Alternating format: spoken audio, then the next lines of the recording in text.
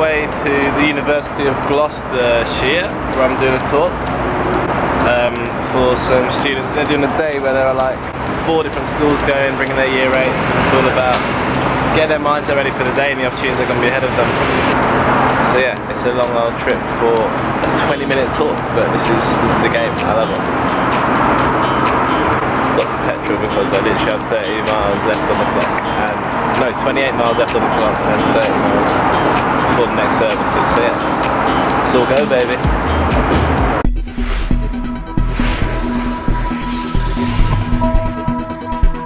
For those of you who watch regularly, that thing happened again where I was recording and everyone started looking at me again, so like everyone on the forecourt was looking over like, why is this guy talking to a camera?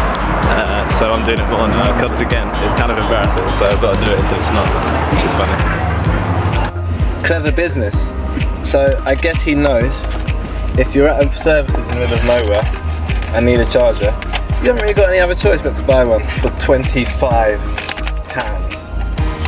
I feel disgusted. Absolutely disgusted that I paid that much money for a USB.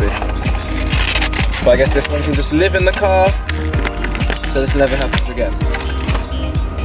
Ridiculous. Ridiculous. So this is it. Have just heard. So this is it, we've arrived, Gloucestershire College. I just got a life lesson absolutely confirmed to me on this journey.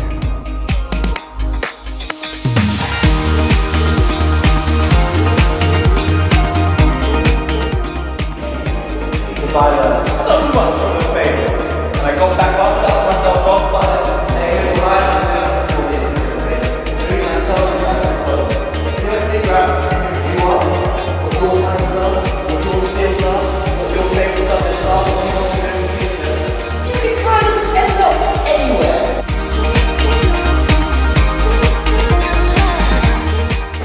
And the beautiful thing about that, is when you sense it,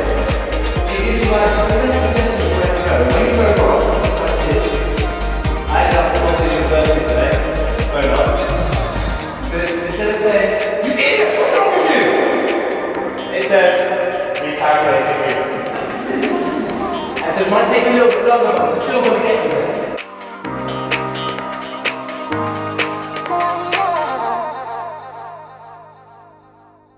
On science, build a foundation.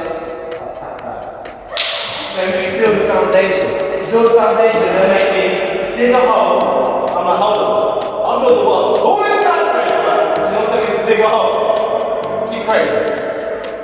Then you dig a hole, lay a foundation, then you build a second.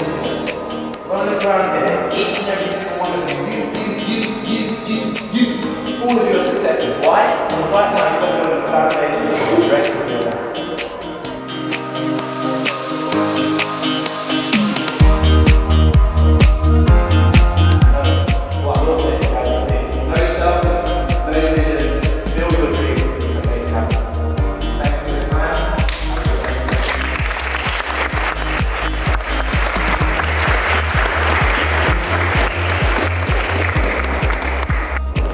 Boom, we are all done. Gloucestershire College, thanks for having me, it was beautiful.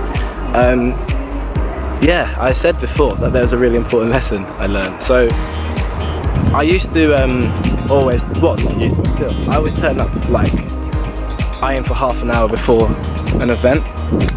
So I'll have an agreed time with the college of when I'm going to speak or the school or whatever, and I end up turning up sort of half an hour before.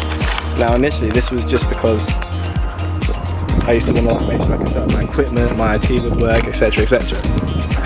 But on days like this, where I'm just like free flowing and there's no IT, it's just speak from the heart, you might feel like, well actually I don't need to turn up the address of the university rather than the address of the college. So I went to the university, got there, realised I've never been here before, this isn't the place it usually is. It's at the college, not the university. And it took me 20 minutes to drive from the college to university. Now if I just turned up with just enough time to do the gig, I literally would have missed it.